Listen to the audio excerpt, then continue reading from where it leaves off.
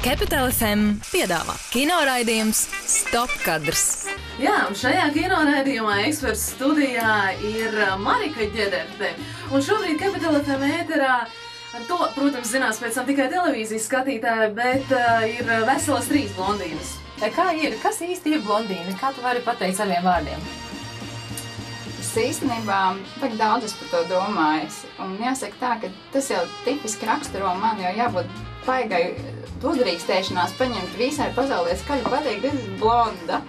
Ar humoru izjūtu visi kārtībā, līdz ar to, teiksim, ņemot vērā visus tos faktorus, man šķiet, ka mums ir tik daudz spēku sevi pasmaidīt,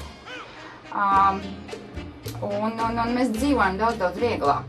Un visu to ņemot kopā, tas pilnībā sakrīt, kā man to dvēseles stāvokli, jā, tā kā, neskatoties to, kas apkārt dzīvē notiek, mēs dzīvojam viegli. Tā es vienmēr smējos blondos, ka blondi mati nekad nevarēs redzēt tos sirmos matus.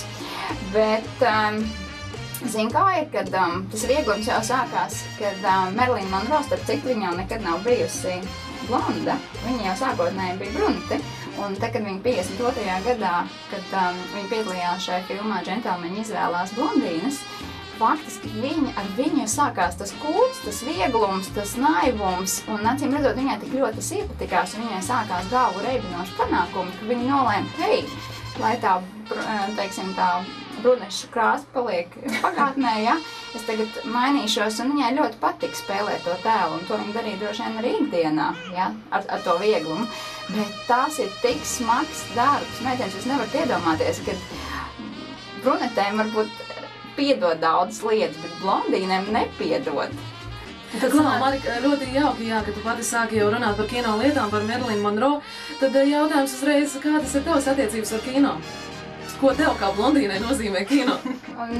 Protams, kad es skatos, man patīk labas un vieglas filmas, man patīk filmas, kurās var paraudēt, man patīk filmas, kur var pasmaidīt.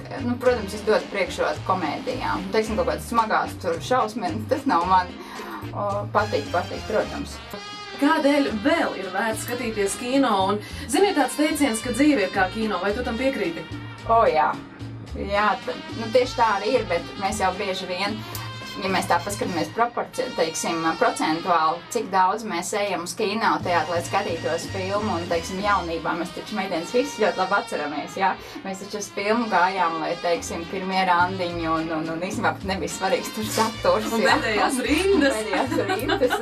Un ar iznīcinošiem skatījumiem uz tiem cilvēkiem, kas arī pēdējās rindās ir nosēdušies, jā. Bet, dzīve ir kā kino viennozīmīgi, un to ir piekrīt. Cik bieži sanāk skatīties filmas?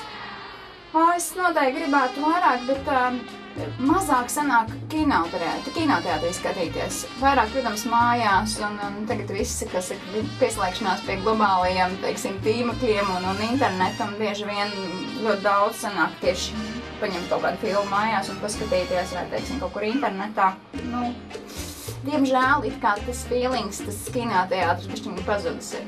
Filmu, ko varētu minēt kā labu komēdiju. Bez šīs nedēļas filmas. Man ir mīļākā filma, kas ir 6 dienas un 7 naktis, kuras spēlē Anna Heša un Harrisons Fords. Tāda tipa, teiksim, filmas man ļoti patīk, un man ļoti iedvesmoja tas tie dabas skati, kas ir Papeitī salā un Taitī. Un man tas bija sapnis gadiem, un šī gada sākumā es to sapni realizēju. Lūk, mēs te aizkadē arī nedaudz pieskārāmies šai lietai. Ilze gribēja arī pati jautāt par to, kā tad ir, ka tagad daudzas brunetes grib kļūt blondīnas vai... Nē, tieši otrādi. Daudzas blondīnas izvēlas arī pamēģināt sevi brunetes kārtā. Un tad ir jautājums, vai viņas paliek vai atgriežas, tas ir cits. Bet, jā, aizkadē arī runājām, ka tomēr nonācām pie secinājuma, ka tas nav būtiski šajā brīdī, vai ne?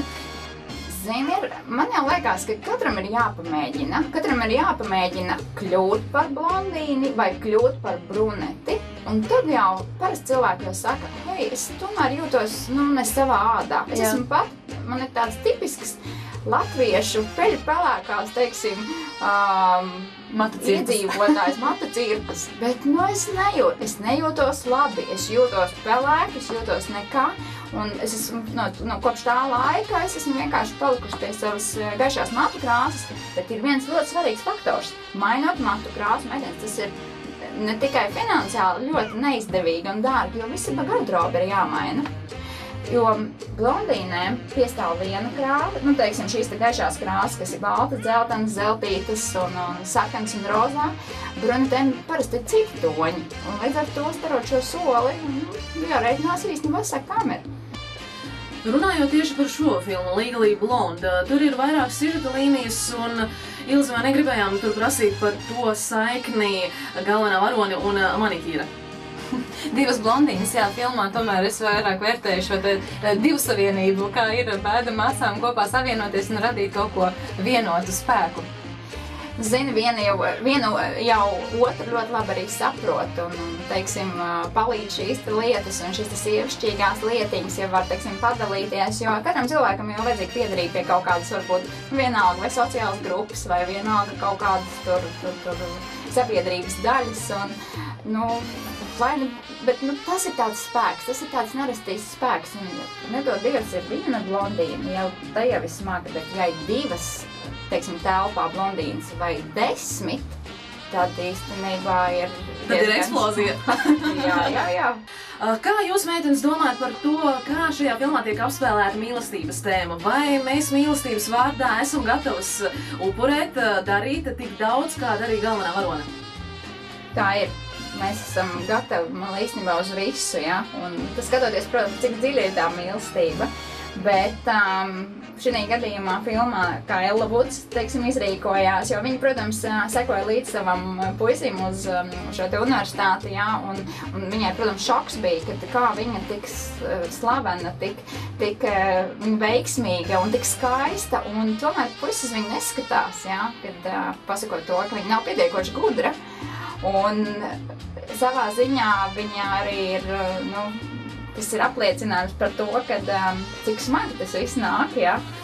Un kā ar to ļoti spēcīgu epizodi, kur viņa tātad satiek to savu puisi un kad ir jau tas laiks pagājis un viņš tātad nāk pie viņas ar vārdiem, ka es biju kļūdījies, es gribu ar tevi būt kopā un viņa pasaka to unikālo paldies, bet man tas vairs nav vajadzīgs. Kā ir ar šo momentu? Labākais moments. Man jau arī liekas, tad, kad viņa pēc tam aizgāja tā pa durvīm un tā epizode ir tik spēcīga, ka principā, nu jā, filmas kulminācija. Pilnībā piekrīt, jā. Pilnīgi piekrīt, bet blondīnēm ir grūtāk. Meitenes atzīstē to. Nu, ir grūtāk. Nevaram mēs šodien pārlūk. Nu, viņas arī nežēlo un īstenībā nākās ikdienā arī ar to saskarties, kad, nu, ir jāpierāda to, ka tev ir ne tikai šī te blondā matu krāsa, bet ka tev arī kaut kas, nu, teikšiem, ir galā. Ir zināma tāda lieta, ka arī jūs Gold Blonde asociācijām pavadāt laiku kopā. Es plānoju pavadīt jau šajā trešdienā. Meitenes, ja jūs būsiet, es noteikti atnāksim. Vai mums ir jāvelk šīs blondās parūkas, kas ir šobrīd? Nē, jo tad, zin kā tad blondīnas ieraudzīs uz citu blondīņu fona? Mums vajadzīgs ir brunetes. Mums ir jāiet. Nu, ļoti labi. Nu, zin kā, mierā jau mēs nekad nebūsim. Visu laiku kaut kāds aktīvs darbības notiek, un tiešām ir tā, ka mēs meitenes ejam mārā un domājam atkal trakās nākamās idejas. Un viena no tām pavisam reālām mums ir 30. novembrī ir prezentācija mūsu pirmajai tādai pavāra recepšu grāmatai, kas sāksies Blondīņu pavāra grāmata. Un kur Latvijā zināms blondīnas, gaišmatainas sievietes, kas nav ne tikai mūsu organizācijā, bet visā, teiksim, Latvijā, un ne tikai ir arī pasaulē zināmas blondīnas, ir dalījušās ar savām receptēm, saviem, teiksim, kaut kādiem ieradumiem, ar ēdieniem, kurus viņas ļoti labprāt mājās gatavo, un mēs arī nespējam vien sagaidīt, kad iznāk šī grāmata.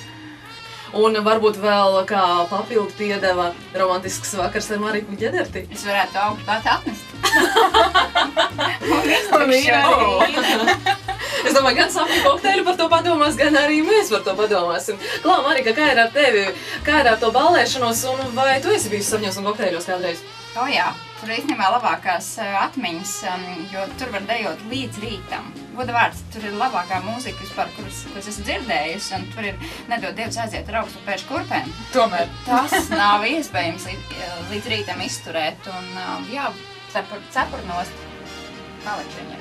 Bet tagad, skatoties uz Mariku, gribas viņai pajautāt, kas ir tava lielā pozitīvisma smaida noslēpums? Varbūt pateikt 3 saslēgvārdus, ar kuriem tu varētu tā kā mūs uzvendrināt vai ieteikt sievietei ņemt vērā? Es ļoti mīlu cilvēkus. Neskatoties uz to, ka reizēm viņi nazis mugurā ir.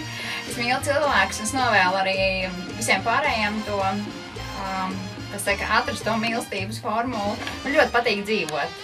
Un es patiešām katru rītu pamostos un domāju, ko es forši varētu kaut ko izdarīt. Ja? Un tā ir droši vien tā veiksmes formula, tas pozitīvs mums vajag daudz ko dot. Marika, sirsnīgs paldies tev par ciemošanos šajā raidījumā pie mums. Paldies tev! Paldies, meitenes, un tiekamies trešdien! Tiekamies gan Blaumaņa ielā 32. Nu ko, tiekamies mēs arī sociālajā vidē, meklējam mūsu Facebookā. Būsim priecīgi, pateicīgi tev par kādu laiku arī mūsu kontā. Skaties mūsu televīzijā un noteikti klausies mūs arī audiāli. Capital FM ēterā katru svētdienu pulksten 11 un katru otrdienu pulksten 19. Šobrīd laikam Ilzē un Diana no jums atvedīsies līdz nākamajam kinoraidījumu Stopkadrs. Jauka dienu! Brīnišķīgu dienu! Tiekamies jau pēc nedēļas un paldies, ka bijāt kopā ar mums!